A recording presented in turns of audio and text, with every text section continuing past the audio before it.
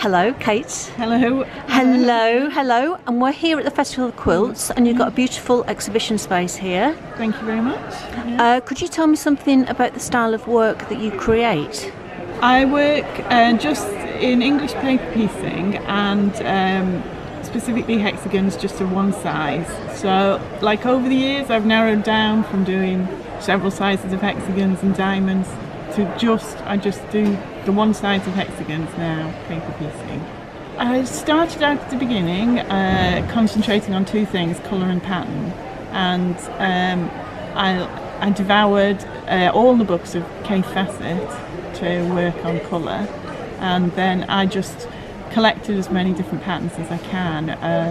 I work on isometric paper, so I have two big sort of archive books of all the patterns that designs that I've collected on isometric paper, and then I have a lot of colour scrapbooks that I kept over the years. So I kept a scrapbook of colour combinations that I liked, and then my other book was a colour diary. I kept samples of everything I was making, and I've stopped keeping that now because I feel confident in my use of colour.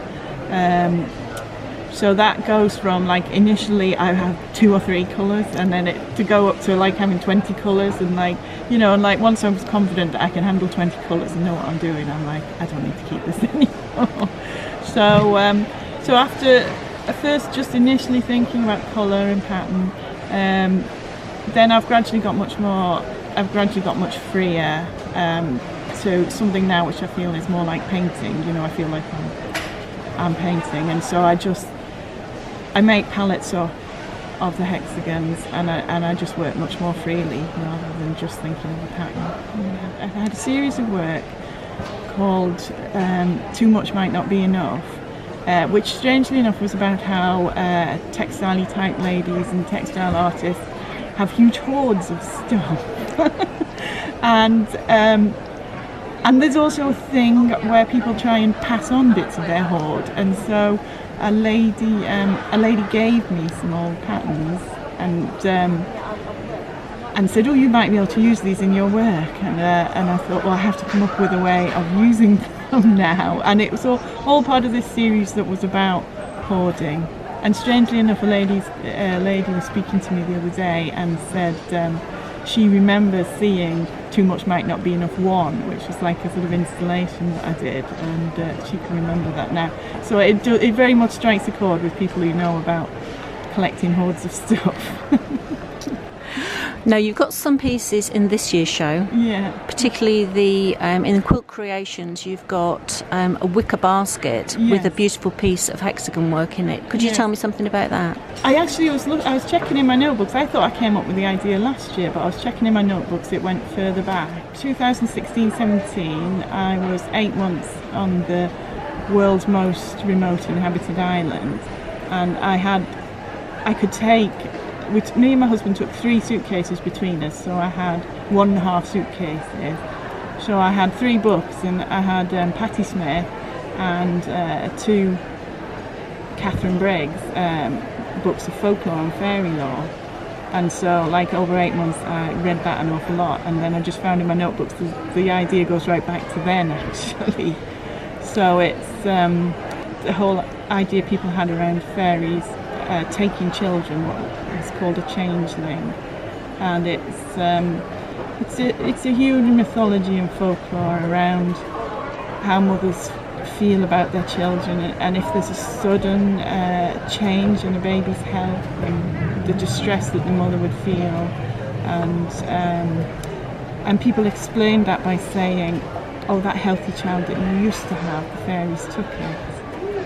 When I had the idea of the cradle, and I had a sort of idea of what it wanted to look like, then I was thinking about the cradle and how I was going to source that. And then I remembered I do know in Leek a very talented basket maker, and so I approached her, commissioned her to make it. That's Rachel Evans of Wheatcroft Willow, she's called, and she runs a lot of workshops around the Leek area. But I just gave her dimensions and size and a description. I said, make it look nest-like, and I was so pleased when I went to pick it up. She has made a great job of it. You've also got another piece that's hanging as part of the quilt section. Could you tell me something about how you created that piece? Yeah, that piece is called Mermaid's Pool, which is a beauty spot near us in Derbyshire. Up on the moors, which are limestone, so you don't get many natural pools, so it actually must be fed from the spring. It's quite a mysterious pool, and it's an almost circular pool just on the moors where there are no other bodies of water, and there are lots of legends about it. And there is a legend that there's a mermaid, as they call it, or some kind of water spirit that lives in there, and she's somehow trapped underneath the water. And so I imagined the story that the reason why she's trapped under there is that she has to complete a quilt before that she can come out. So you see on the bottom of the back side is the bottom of the pool, and that's her trying to complete the patchwork so she can get out. And the top is the surface of the water. Yeah. Can people book you for workshops? I'm always available to travel and do workshops for people. I can just be contacted by email, or I do host some workshops at my studio in Buxton. So. Thank you very much for your time, Kate. Okay, all right, thanks, Catherine.